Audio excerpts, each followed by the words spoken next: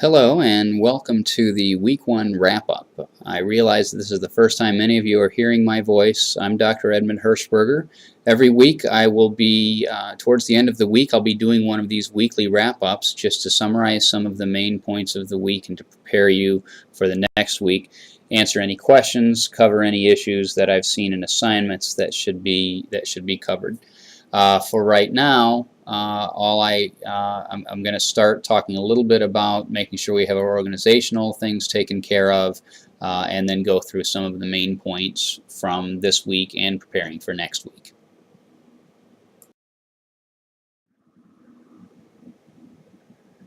So if you haven't done so already, feel free to, there's two different places on the Blackboard site where you can identify your classmates. One is on the roster, and I sent out an announcement or an email earlier in the week saying that that roster was available. Remember, once you click on class roster, if you just simply click on go, leaving the search field blank, you'll get a list of the entire class. You only have their names, not links to their email addresses. That's not a decision that I've made. That's just the way the class roster tool works in Blackboard. You can then manually search for their email addresses through the SIUE directory. But another tool you have available to you is the Starfish tool, and I know that's something that's unfamiliar to most students, but if you click on Starfish in Blackboard, on the left-hand pane in Blackboard, it takes you to an outside service, which is the directory which should show you all of the students in this, not only this class, but any other classes that you registered for. And it should have links to their contact information, and occasionally will have photographs of the individuals as well. So you can use the Starfish tool as well to identify group members. Remember, you don't have to form a group. The project can be done individually. It is your option, but if you form a group, it can be up to 3 people.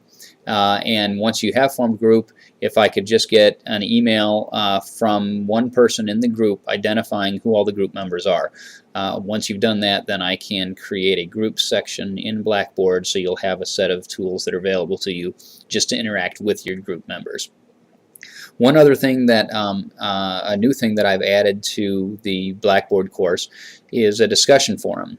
So at the end of each week, or towards the end of each week, I'll open up a new weekend discussion forum that you can use to talk to your group members, talk to your classmates, or talk to me. Just discuss the issues of that week, or if there's anything interesting in the news that you see, or just something you'd like to talk about as it relates to marketing and the material that we talk about in class. We'll be able to use those, so that gives us an opportunity to actually interact, since we never actually meet in a classroom. That's not for a grade. It's completely optional. It's not required, but it can be fun, and it can be an additional learning opportunity in case the material that you're getting through the Blackboard assignments, the reading, and the My Marketing Lab doesn't satisfy your need for actual contact with human beings.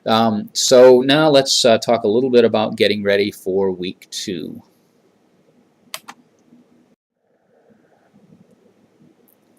So by now you should be familiar with the My Marketing Lab system. If you've had any issues with accessing or using My Marketing Lab or the e-text, please let me know as soon as you can.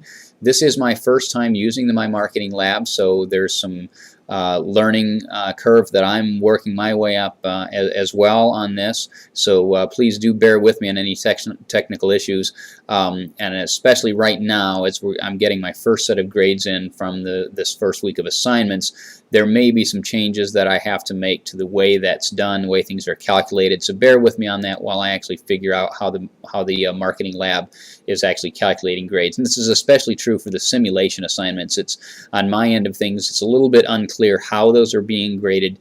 But I assure you that regardless of what shows up in My Marketing Lab, the point values that I've assigned for the assignments are consistent with the syllabus. That is, there will be 40 points rather of assignments each week, in addition to a 10-point quiz for every chapter. So even if it doesn't show up exactly like that in My Marketing Lab right now, don't worry about it. I'll make the necessary adjustments. Certainly if there's any questions about that as we're going forward, let letting me know. If I have to make any major adjustments to grading because of the way my marketing lab is handling those grades, I'll be sure to let you know.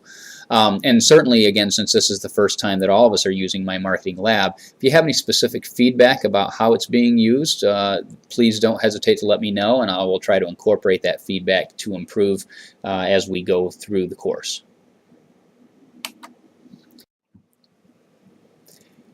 So at the end of week 1, hopefully you've picked up a few main points, and I want to spend just a couple minutes talking about these main points just to sort of emphasize them. If you have not yet completed the work, none of this will give away anything. You'll still need to complete the work and do the quizzes and the writing and whatnot, but I did want to just sort of summarize a few main points in preparation for you to begin on week 2. So some things you should know after week 1. Well, first of all, and this is perhaps one of the overarching messages for the entire course, marketing is all about identifying and satisfying consumer needs. While the text and the activities talk about multiple orientations to marketing, the marketing orientation itself is focused on identifying and satisfying consumer needs, and that should always be the focus of any marketing strategic planning. The way that marketers do that is through the use of what we call the marketing mix, or the 4 P's of the marketing mix. That is product, price, place, and promotion. Now, I know the textbook gets a little cute with this, saying that there's a new set of 4 P's that are more relationship focused or things like that. But ultimately, product, price, place, and promotion, these have been the basic elements of all marketing planning for 50 years, and that's not going to change just because one textbook decides to be creative and rename them. Product obviously being, decisions about product design and product offerings, pricing decisions. The placement P has to do with distribution decisions. How do we get products and services from into the hands of the consumers? And then promotion, how do we talk about those products and services? And as I said before, while there are several different marketing orientations and different marketing management situations may call for different orientations, the two marketing management orientations that should dominate all decision making in a developed economy are either the marketing orientation, which is purely focused on identifying and satisfying consumer needs, or the societal orientation, which basically takes the marketing orientation and adds to it the need to do so responsibly and considering not just the needs of consumers but the needs of society simultaneously.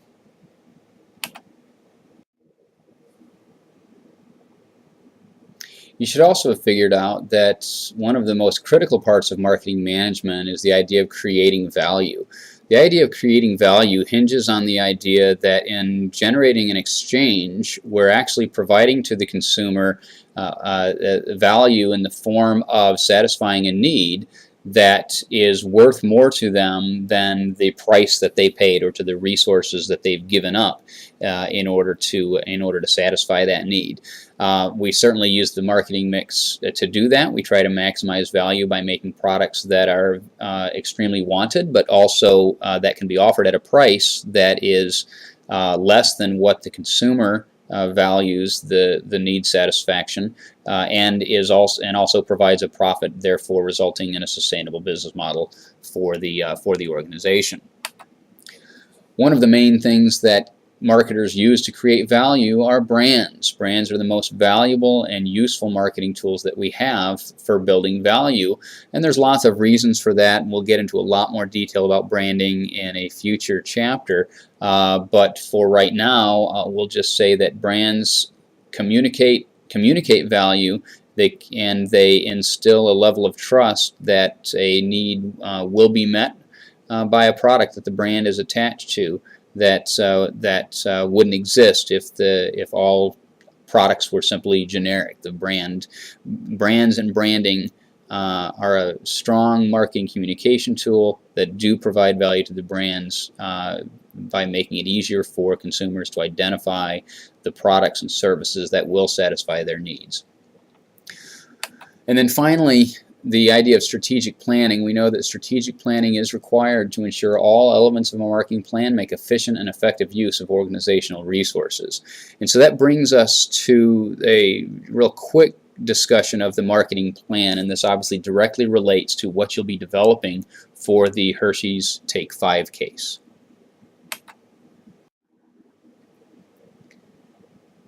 So the marketing plan establishes a platform or an outline for all marketing activities, and it both sets the framework for how, when, and why those marketing activities will take place, and also provides a means of justifying the marketing activities.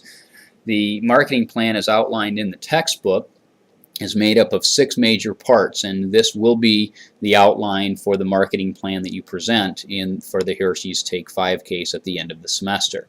Every marketing plan should begin with an executive summary. You will obviously, perhaps that's not obvious, but you will write this last. The executive summary summarizes the main story that you tell through the rest of the marketing plan.